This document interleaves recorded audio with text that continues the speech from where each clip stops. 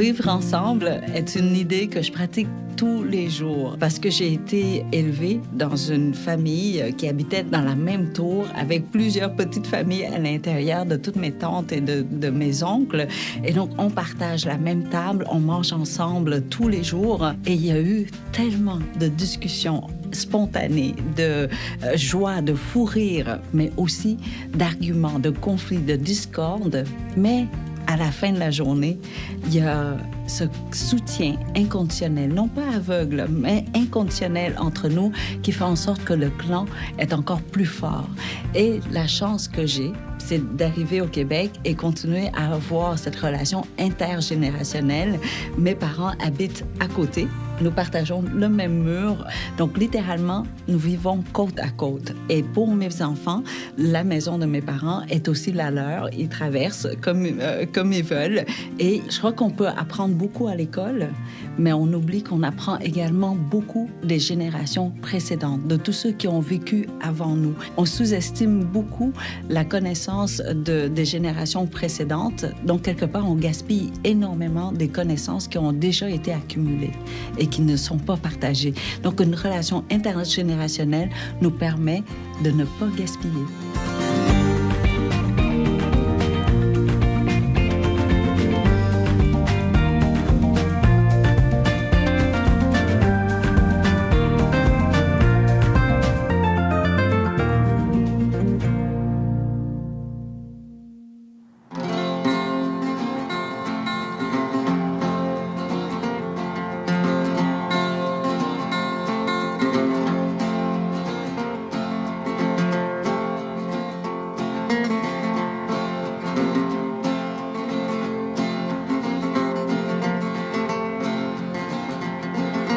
Ça commence assez tôt, là, surtout de ce temps-ci, quand il fait noir. Là. J'essaie d'être à l'extérieur avant les enfants, d'être le premier pour les accueillir. Là. Le pédibus, on a inventé ça ici à Cohabitat pour reconduire tous les enfants à l'école le matin. Mais au niveau provincial, ils appellent ça le trottibus, puis ça ne nous dérange pas qu'il y ait quelques enfants qui embarquent avec nous autres en s'en allant. Là. Il manque Laetitia, là, qui est en retard. Mais à 50, on part. À 7 heures, ben ouais, c'est... Et vous levez à quelle heure? Vers 6 heures. Vers 6 heures? Non. 7 heures moins de quart. Ouais, comme nous.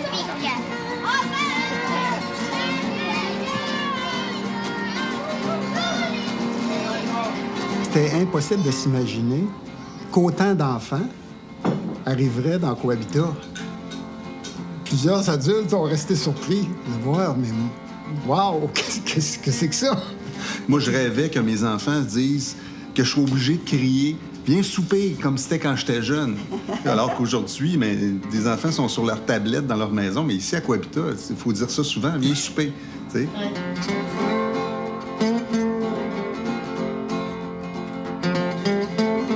L'idée de quitter une maison quand on est à la retraite, ça implique de dire « je vais vivre ailleurs ». Et pour moi, vivre ailleurs, c'était surtout pas de m'en aller avec des gens qui avaient tout mon âge. Je voulais retrouver le lien avec les jeunes familles, avec les enfants et les personnes de mon âge. Je trouvais ça enrichissant, moi, cette diversité-là.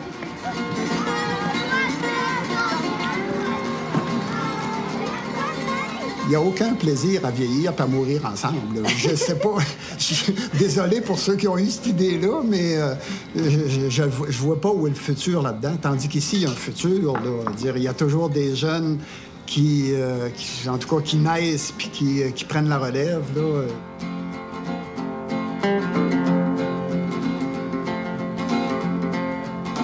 Mais ici, moi, j'ai trouvé que c'était une très grande chance. Je me suis fait des vrais amis avec des gars puis des filles qui sont dans la quarantaine.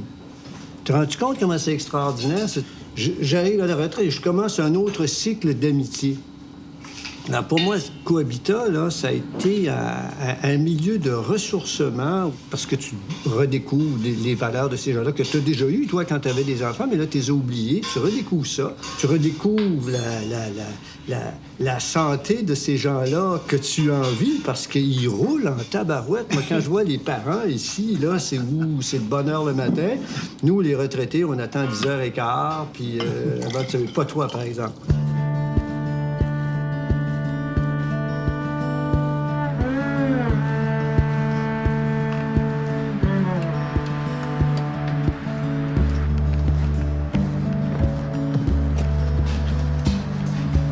Michel Desgagnés était allé faire en Westphalia une visite des cohabitats qui existaient au Canada anglophone et aux États-Unis pour aller poser nos questions pour voir concrètement ça avait l'air de quoi puis qu'est-ce que nous autres on ferait. Moi, j'ai dit à Michel, on va faire un cohabitat à 10, à 15, à 20, mais on va en faire un, c'est sûr. Moi, je veux vivre là-dedans.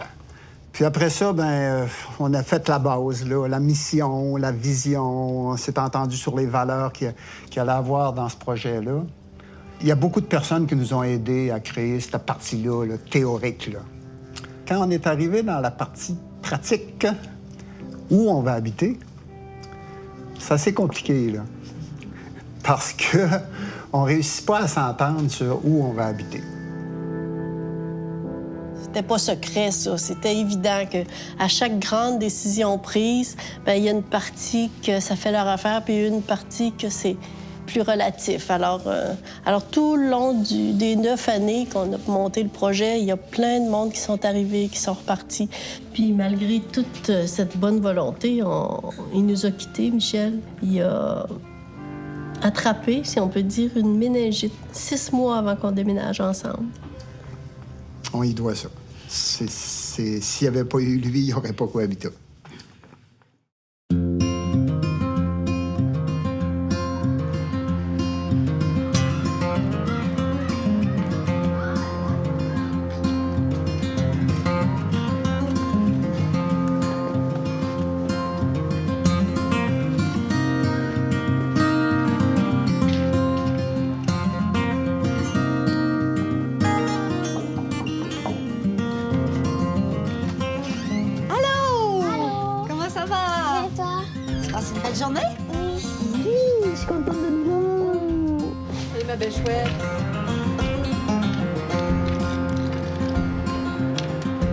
Fait que je mets de la confetti partout. Ben, c'est toi. Juste le gâteau. J'ai été adoptée de Chine. Quel âge t'avais? 11 mois. 11 mois, c'était Ouais. un petit bébé. Oui. Qu'est-ce que ta maman est allée te chercher? Oui. OK.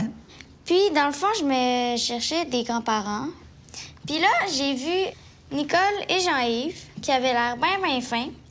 J'étais comme pas vraiment gênée. Fait que j'arrive. Bonjour, voulez-vous être mes grands-parents adoptifs? Puis ils ont dit oui. Ah, ben non, pas oui comme ça, là. Moi, je me rappelle, j'ai dit, j'étais surprise, ça me faisait plaisir. Puis là, je me suis dit, faut que j'en parle à sa mère.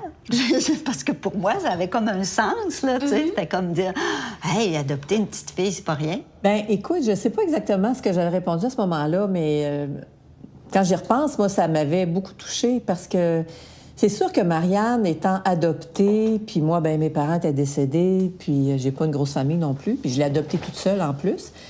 Je sentais qu'elle avait besoin de racines. On s'est fait une famille ici, alors qu'on n'en avait plus de famille. Ma voisine d'à côté qui dit qu'elle est ma grande sœur. On a les grands-parents de Marianne. Est-ce que... Hey, ça, c'est un beau coulis de fraises que j'ai fait moi-même quand c'était le temps des fraises. Ça va être tellement bon. Ben, c'est toi qui l'as fait, Écoute, donc... allez, Moët. Allô, Étienne. C'est notre fils qui demeure juste à côté, c'est notre voisin. Fait que quand on dit qu'on est entouré de bons voisins, voilà la preuve. Il y a des enfants aussi. Parmi les choses qu'il fait, c'est qu'il s'occupe des chats. Parce qu'on a 2 chats. Fait que lui, il y en a un, nous, on en a un. Puis en plus, c'est lui qui apporte l'apéro. Alors, Marianne, on te souhaite vraiment un bel anniversaire. Alors, c'est à ton tour, chère Marianne, de te laisser parler d'amour. Bravo, bravo! Oh.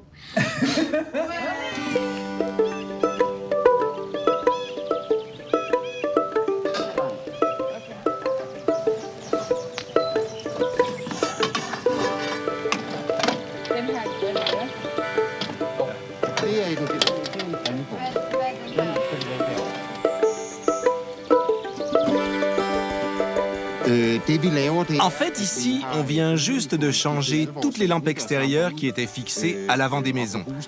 C'était des lampes Albertslund, du nom de celui qui les a conçues. Elles datent de l'époque où la communauté a été construite en 1982. Et il y avait un lien entre celui qui a dessiné ces lampes et celui qui a fait les plans de la communauté de Bonnebjerg.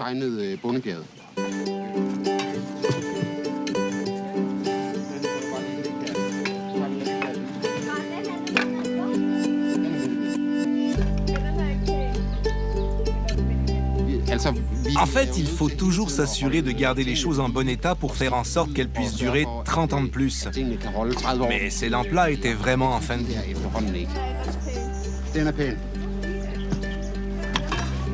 Ici, il y a 80 maisons divisées en 4 groupes. On a environ 90 lampes comme ça.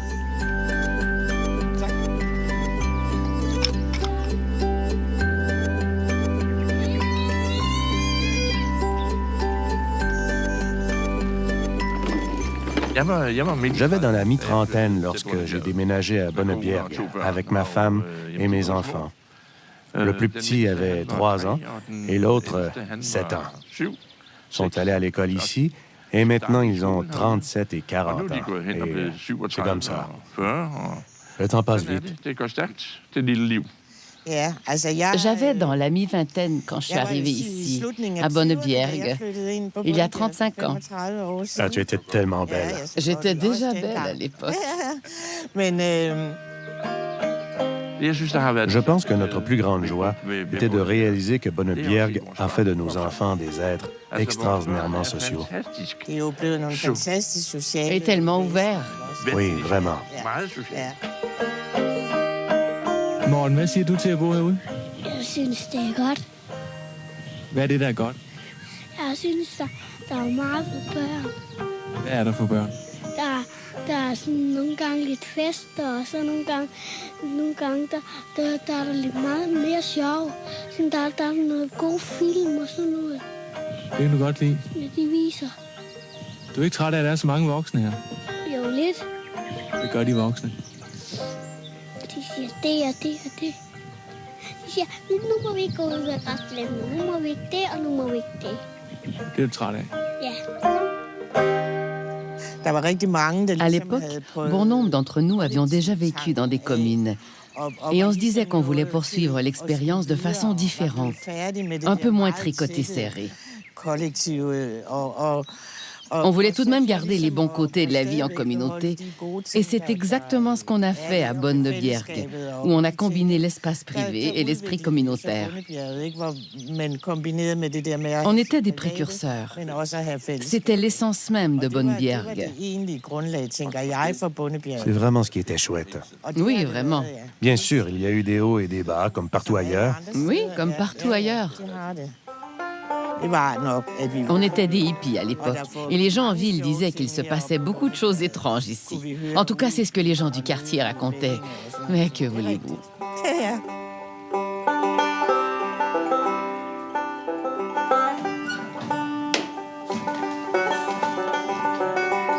Je faisais mes études avec des gens qui ont démarré la communauté ici. J'ai fini en 83. On venait juste de se rencontrer. On s'est dit qu'emménager dans un cohabitat comme celui-ci, c'était peut-être un petit peu trop festif pour un jeune couple comme le nôtre.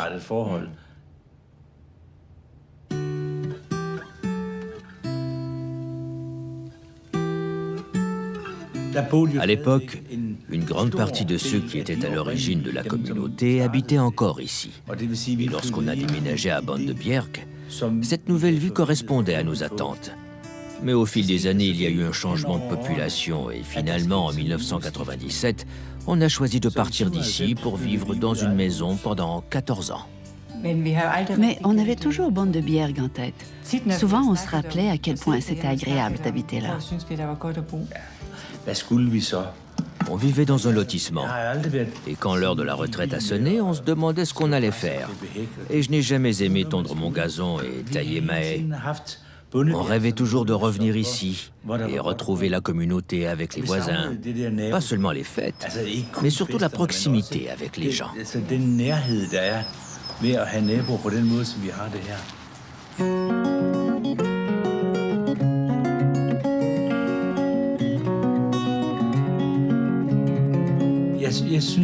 Je pense vraiment que vivre aux côtés de plusieurs générations, c'est le reflet de notre société. On ne s'isole pas. On aurait pu choisir de vivre dans un ghetto de retraités, où lorsque tu remarques une nouvelle voiture dans le stationnement, c'est souvent celle du croque-mort.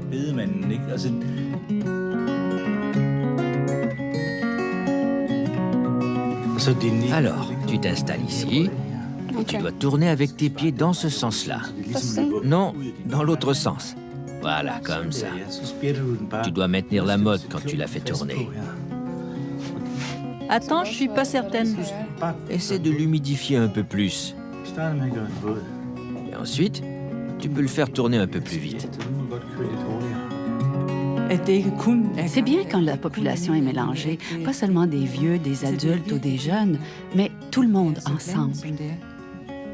C'est important pour nous de nous tenir éveillés. Autrement, on peut très bien s'enliser. Si on n'a rien à quoi se raccrocher lorsqu'on arrive à la retraite, c'est facile de s'asseoir devant la télé et le seul sport que tu vas faire, c'est celui qui se passe à l'écran.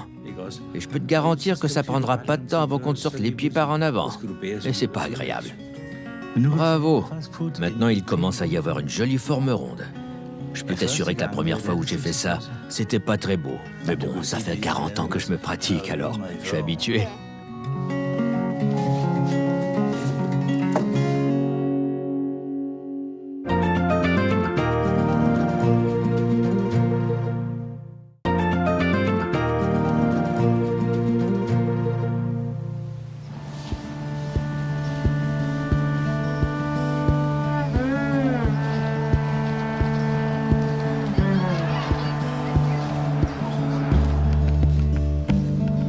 Du rêve de chacun découle une vision de l'ensemble qui s'énonce ainsi. Nous formons une communauté vivante et ouverte sur le monde qui nous entoure. Nous favorisons la communication, le partage et le soutien mutuel dans une réalité intergénérationnelle. Nous accueillons les différences et cherchons un équilibre entre la vie privée et la vie communautaire. Nous réalisons notre rêve de vivre sainement à l'intérieur d'un cohabitat au design harmonieux, tout en réduisant notre empreinte écologique et en laissant un bel héritage aux générations futures. Telle est notre vision.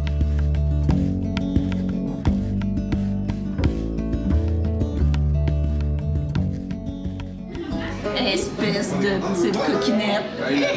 Madeleine. Tiens, tu pars avec, va t'installer. Tu peux la manger avec les mains. On va t'aider à refaire tes Legos. C'est ce que j'aime le plus, c'est quand tu arrives le soir, t'entends les gens, ça rit, ça parle ensemble, ça sent bon. C'est ça que j'apprécie que je pourrais pas trouver dans un condominium. C'est plus cette convivialité-là autour du repas. Une famille élargie, je sais pas trop. Là. Pour remonter, il tourne hélice.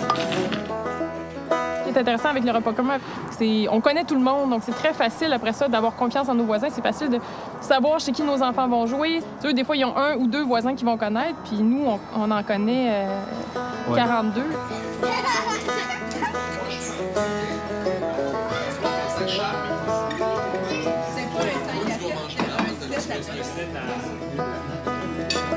C'est bon? Ouais. Exagère pas, papa.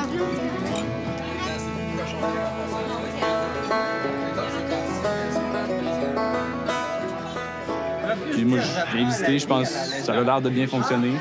Puis là, c'est de voir pas juste le côté parfait qu'on présente, mais aussi les dessous qui peuvent arriver. Puis j'aime ça de voir les variantes. Puis finalement, ça a l'air de quand même bien aller. Là, c'est sûr, j'étais à mes premières semaines ici. Tu sais, quand tu adhères à une communauté, tu veux pas juste voir le côté festif, comme tu dis, tu veux voir un peu là, tout ce qui se passe, les dessous, les fatigues, c'est pour ça, dans le fond, là, j'essaie de t'inviter, dans le fond, à le plus d'événements qui sont un peu différents ou pour que tu aies vraiment une idée de dire dans quoi, éventuellement, je veux m'embarquer. Est-ce que j'ai vraiment conscience de la charge de travail? Parce qu'ici, c'est pas juste habiter puis de le vivre, mais c'est aussi de l'entretenir, de l'animer, de le...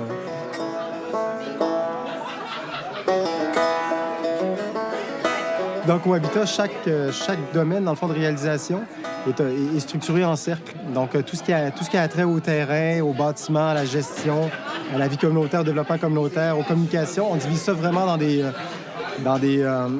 des équipes qu'on a appelées des cercles. Puis chaque membre, dans le fond, doit faire partie d'un cercle. Donc, il y en a qui s'engagent plus dans le cercle bâtiment parce que c'est plus ça qui les intéresse. D'autres qui sont plus dans le cercle terrain. D'autres qui sont plus dans le cercle vie communautaire. Donc, vie communautaire, par exemple, c'est l'organisation des repas communs, des choses comme ça. Terrain, bien, ça va être les corvées, justement, qui sont à faire à l'extérieur, l'aménagement du terrain.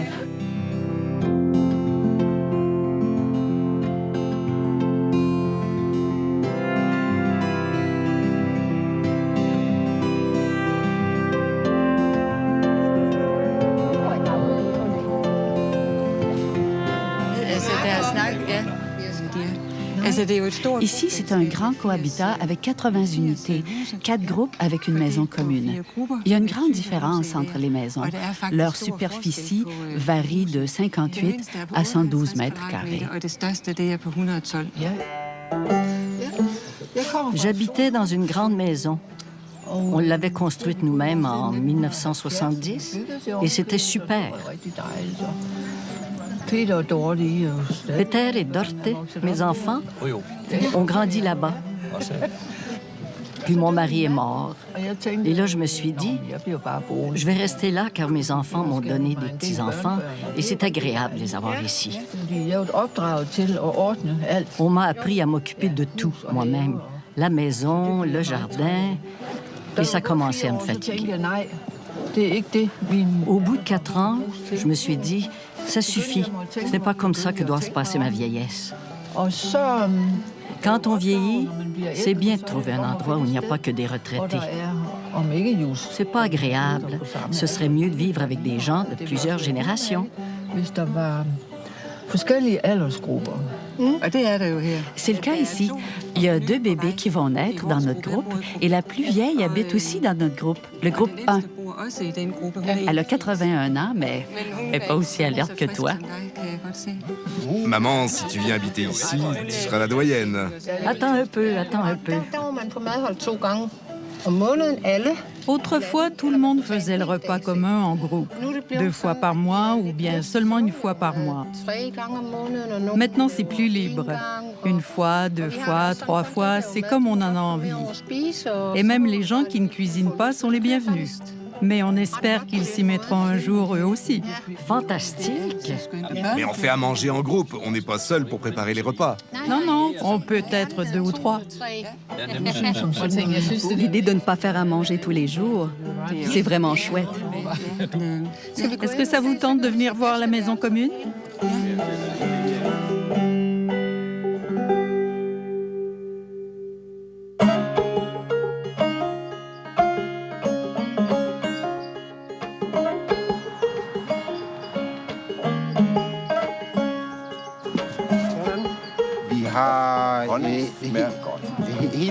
En superficie totale, on a un peu moins de 7 hectares. Le tiers est réservé à nos habitations et le reste, c'est la nature. On a toutes sortes d'arbres fruitiers. Et l'une des raisons pour lesquelles on a des abeilles, c'est pour polliniser nos arbres. Ensuite, on peut récolter une bonne quantité de miel.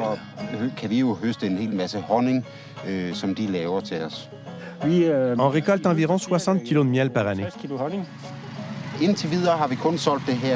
Jusqu'à maintenant, on en a seulement vendu dans la communauté. Et à chaque fois, ça se vend très vite. Mais notre ambition est de résoudre nos petits problèmes, de devenir meilleurs et de nous développer.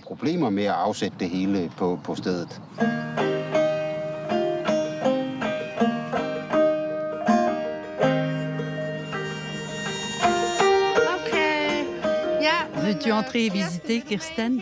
Oui, avec plaisir.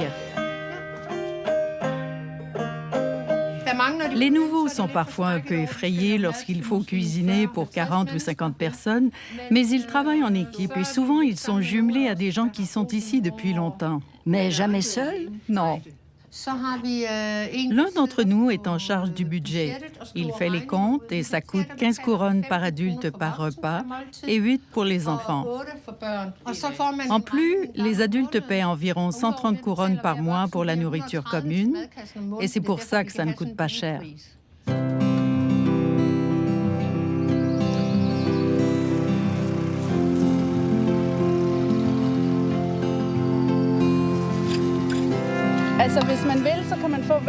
Si les gens le désirent, ils peuvent avoir leur parcelle. Chacun travaille dans son jardin et rapporte sa récolte à la maison. Mais s'ils le veulent, ils peuvent partager leurs légumes avec la communauté.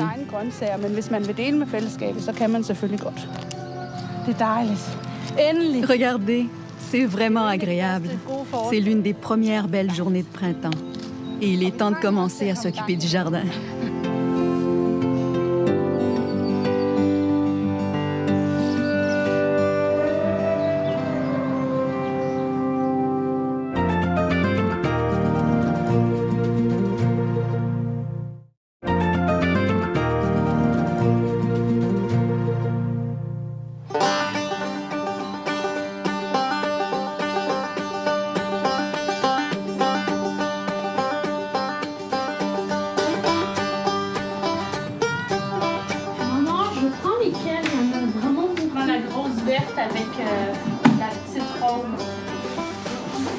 Il y a plusieurs unités qui n'ont pas de laveuse sécheuse. On vient ici, alors plutôt que d'avoir dans 32 unités, 32 laveuses, 32 sécheuses, on en a beaucoup moins.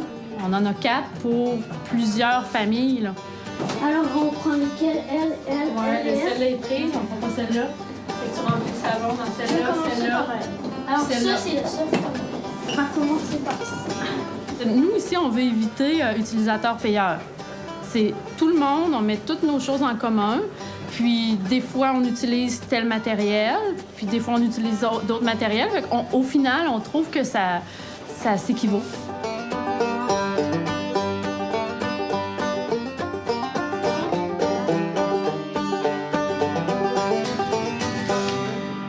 Il faut faire le rangement et la préparation pour cet hiver de cet endroit-là. C'est sur la liste de tâches aujourd'hui. Ça peut être fait tantôt, ça peut être fait après-midi, mais j'aimerais ça que ça soit fait puis qu'on range les vélos là, qui sortent pas l'hiver. Oui, il y a des questions?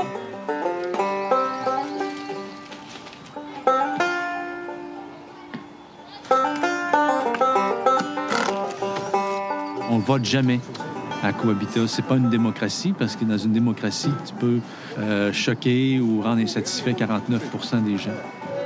On utilise la méthode du consentement, qui n'est pas la même chose que le consensus. Le consensus, c'est que tu essaies vraiment de chercher la meilleure solution pour tout le monde, une espèce de dénominateur commun. Le consentement est moins exigeant. Dans le fond, tu vas mettre une proposition sur la table et on va te demander, est-ce que tu t'objectes à ça? Et une objection, c'est pas ta préférence, c'est que, est-ce que ça fait avancer l'organisation? Est-ce que ça fait avancer la communauté? Si ça fait avancer la communauté, non, j'ai pas d'objection. C'est pas ma préférence personnelle, c'est pas ça que j'aurais fait. Mais je suis capable de vivre avec. Mais je suis capable de vivre avec ça. Je trouve que c'est vraiment particulier à nous autres de pouvoir prendre des décisions concertées, s'assurer que tout le monde peut bien vivre avec la décision. Il y a quelque chose qui ne va pas tout de suite. Il y a des gens qui se mettent à y réfléchir, puis il y a des solutions qui sont trouvées, puis on essaie de vraiment améliorer notre vivre ensemble. Tu es en sécurité sociale et communautaire.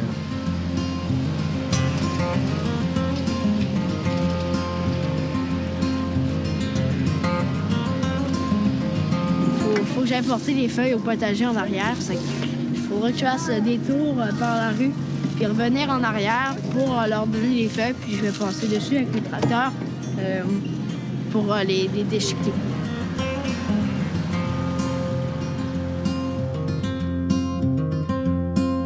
Ici. Regarde, viens ici, là. Gilles va mettre... Regarde, on va se mettre comme ça. Tu vas t'installer comme ça. Hop, on va enlever les fils. OK. Fait que sois prudent avec... OK, vas-y.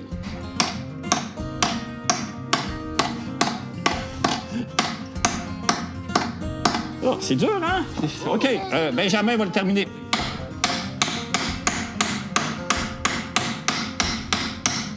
Benjamin m'a aidé à réparer les tables de pique-nique. Parce que Benjamin, son grand-père, est très habile. Il travaille, lui aussi, il travaille la menuiserie. Et puis, il m'a aidé. C'est lui qui s'occupait de la perceuse. Tu te rappelles, Benjamin, qu'on a fait ça ensemble? Le secret là-dedans pour la belle cohabitation intergénérationnelle, c'est que les gens se connaissent, que les adultes connaissent les enfants, tu sais, créer des liens. Puis ça, bien, c'est sûr qu'au début, ce lien-là n'était pas créé. Là, avec le temps, bien, là, on a des activités, on fait des activités ensemble, on apprend à se connaître. Donc déjà, ça, le fait qu'il y ait un lien entre les plus jeunes, plus vieux, bien, ça facilite tout. Ça facilite l'harmonie, ça facilite la compréhension, ça facilite la communication. Donc c'est sûr que ça aussi, ça va toujours de mieux en mieux. Fait que Jacob, ce que tu veux faire, c'est mettre ça en dessous pour clouer. De même? Ouais, de même. Fait qu'il faudrait que je fasse ce trou-là. Ouais, c'est ça que t'es en train de mettre. OK. Bon, là, ça va percer. OK. Ce que je trouve vraiment agréable, bien, c'est voir des enfants de la communauté qui viennent travailler, OK? Parce qu'ils ont la chance de toucher à plein de choses, entre autres la menuiserie qui est vraiment agréable. Fait qu'on voit là, l'intérêt, le centre d'intérêt des gens. C'est une chance que nos enfants ont de toucher à toutes sortes de choses. Je vois Benjamin qui a des attitudes. Bien, peut-être qu'il va suivre son grand-père, peut-être, mais il va avoir eu la chance de travailler, puis ils viennent quand ça leur tente, le temps que ça leur tente.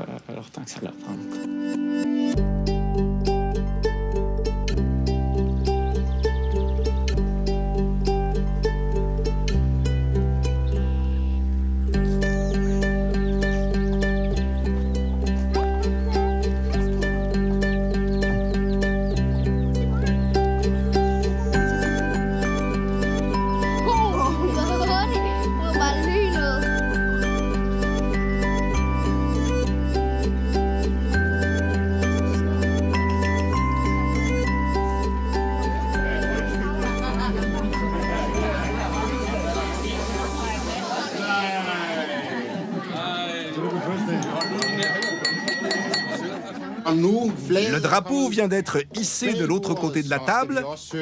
Et maintenant, on peut chanter « Bon anniversaire à ma femme, Helle, qui a 38 ans aujourd'hui ».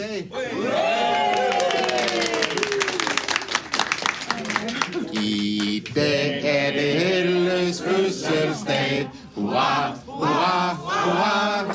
Hun sikrer sig en gave, for som hun har ønsket sig i år. Med dejlig chokolade og kager til.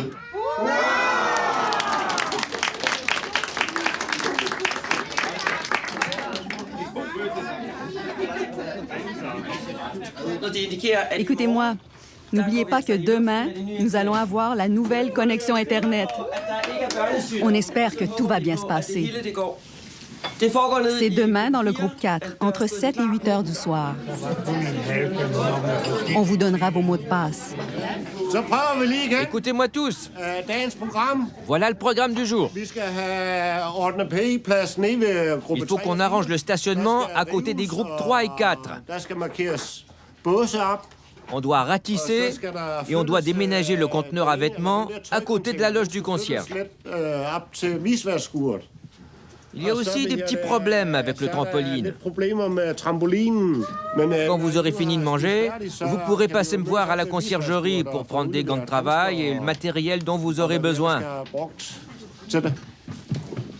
Bienvenue à tous et bon courage. Et moi, je rentre chez moi. Et n'oubliez pas que le repas est à 12h30 précisément, ni avant ni après. On a encore assigné personne au trampoline. Est-ce qu'il y a 2 ou 3 personnes qui ont envie de s'occuper du trampoline avec moi?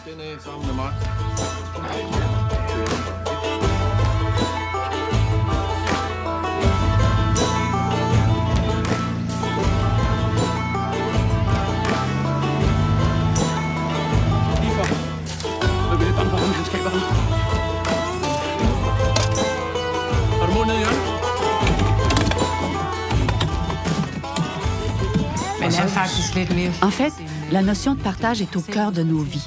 On partage beaucoup plus de choses ici que dans les quartiers résidentiels. On prépare les repas ensemble, on partage le tracteur, les brouettes. Tout tourne autour du bien commun. On n'a pas besoin d'avoir 12 tondeuses ou 12 brouettes. On peut tous en partager une, et c'est suffisant. Ici, on ressent la liberté. On est tous en location, on ne possède rien et c'est vraiment bien. Ça, c'est ma bière. Oui. On ne possède rien. On paie notre loyer. On a juste besoin de notre voiture. On n'a pas besoin de plus.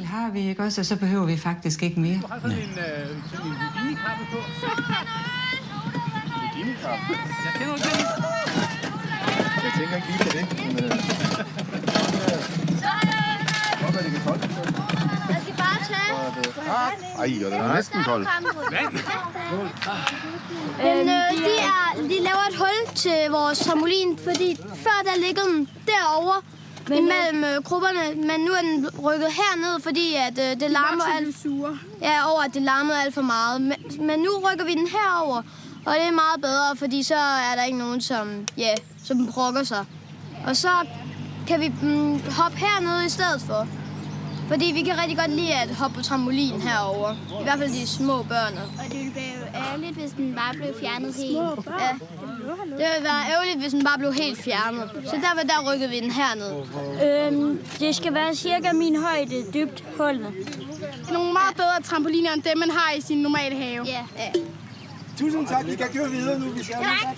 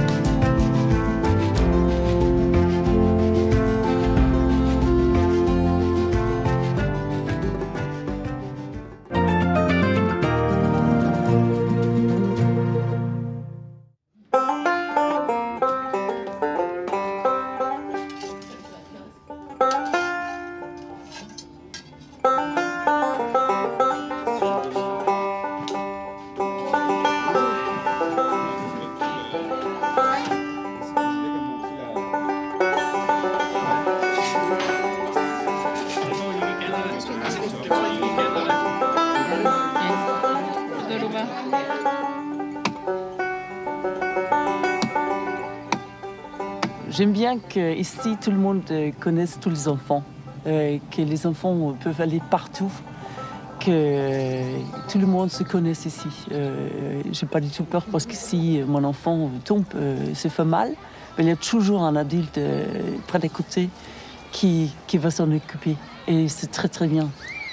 Juste, souvent, il faut chercher les enfants.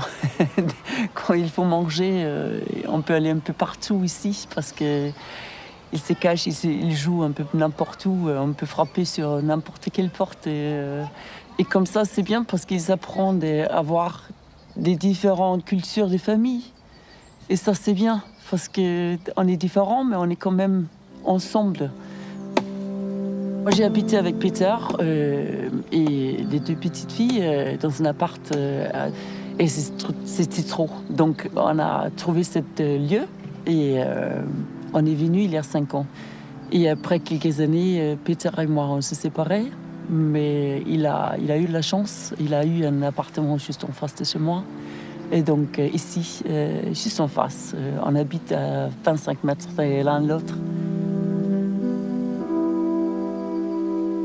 C'est toujours un malheur d'être séparés et de terminer un mariage. Et nous, on s'aime toujours bien. Peter et moi, on est des copains, on mange ensemble, on fait des choses ensemble, on part en vacances. Et les enfants, ils ont leur père, ils ont leur mère juste dans ce lieu. C'est bien. Hé, chérie, tu as presque fini? Tu es belle à voir.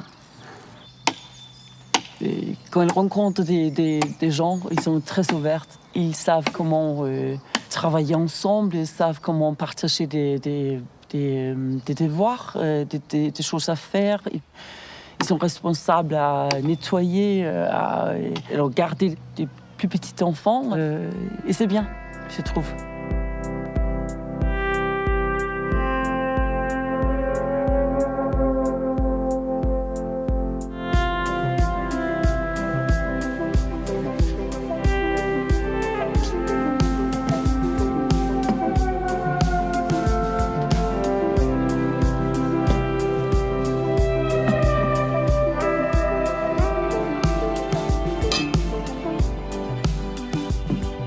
Ils ont fait un sondage sur les cohabitats aux États-Unis, savoir c'est qui les gens qui habitent dans les cohabitats. Bien, le groupe qui est le plus fréquent, c'est pas quelqu'un qui a un bac, c'est des gens qui ont une maîtrise. Fait que c'est fatigant, t'as du monde intelligent, puis t'as du monde qui analyse, il suranalyse, puis... Tu sais, des fois, les gens arrivent avec des politiques, là, tu sais, c'est à 3 pages. Là, je leur dis, « Hey, on vit en famille, on a juste besoin d'une note sur le frigo, pas besoin d'une politique de 3 pages. »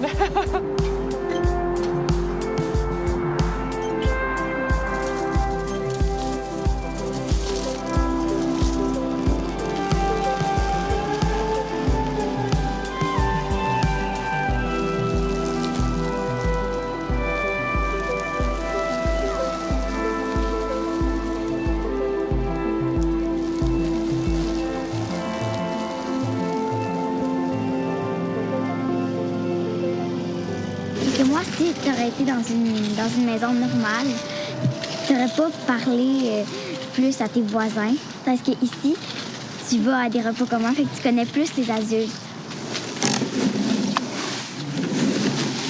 Parce que quand tu parles avec les enfants, tu parles quand tu joues, mais avec les adultes, tu as des conversations plus.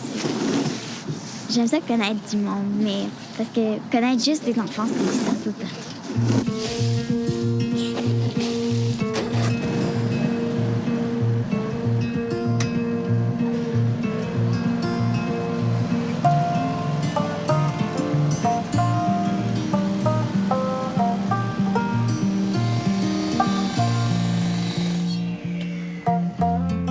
Quand on plante des arbres, on essaie que ça soit fruitier pour... c'est aussi de récolter. Comme là, les pommiers, cette année, on les a plantés il y a peut-être 3 ans, puis on a récolté des pommes cette année. Bien, avant, j'étais comme avec mes parents dans la maison. Mais maintenant, j'ai un condo. Fait que c'est un 900 pieds carrés, ce qui fait quand même toute une différence en termes de grandeur et... l'autonomie aussi, puis t'apprends comment vivre, puis comment mieux cuisiner, comment... C'est une bonne chose. Et ici, j'ai découvert vraiment des gens qui avaient toute une vision, puis une valeur, un peu plus de mise en partage, puis je pense que la Terre, présentement, en a besoin.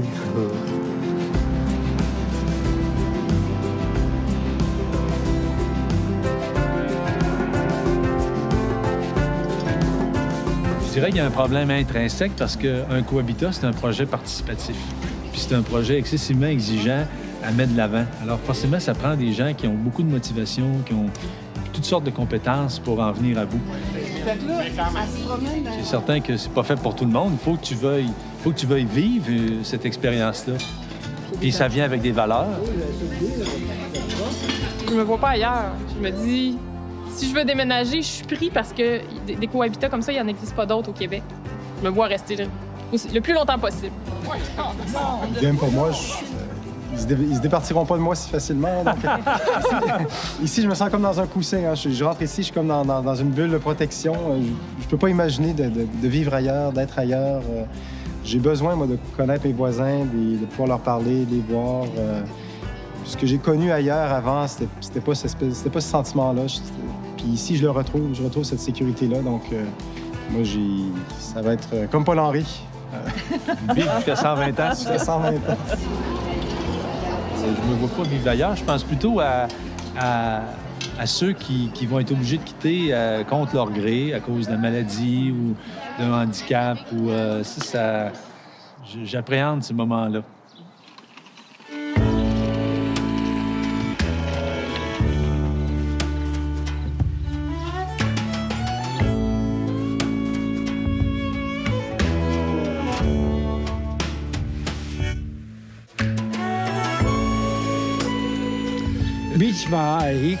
Si j'avais un conseil précieux à donner à ceux qui veulent démarrer un cohabitat, c'est de respecter l'espace commun et de passer du temps avec des gens qui sont différents, pas seulement avec des gens qui leur ressemblent.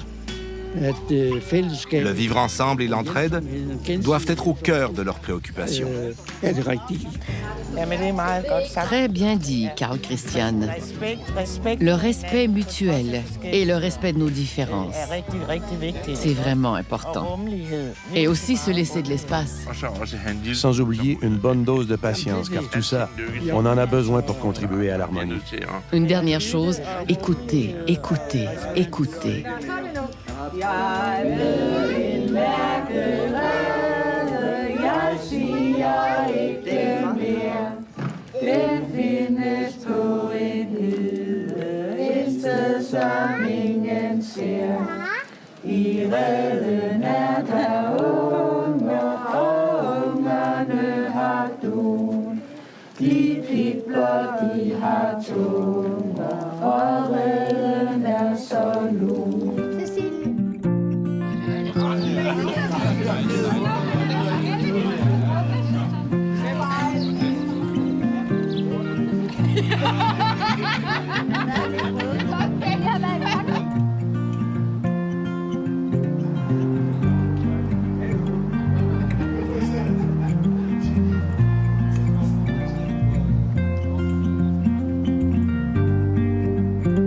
Bien dans nos milieux de vie. Là. On peut pas juste serrer les dents en se disant je vais endurer. Là. C'est un milieu de vie à long terme aussi. T'sais, des fois, on dirait qu'on veut tout réaliser maintenant, puis on réalise pas que pour certains, certains vont peut-être être ici 10 ans, 15 ans, 20 ans. 40 ans. 40 ans, oui. Oui, c'est ça. Mais ça, on n'est pas obligé de tout réaliser dans les 2 premières années. Puis souvent, quand on est dans les organisations, on est à l'extérieur, on voudrait que tout soit fait maintenant. C'est de réaliser ça, là, qu'on a du temps. Ouais. On a le loisir d'avoir du temps. C'est rare, ça aussi. Là,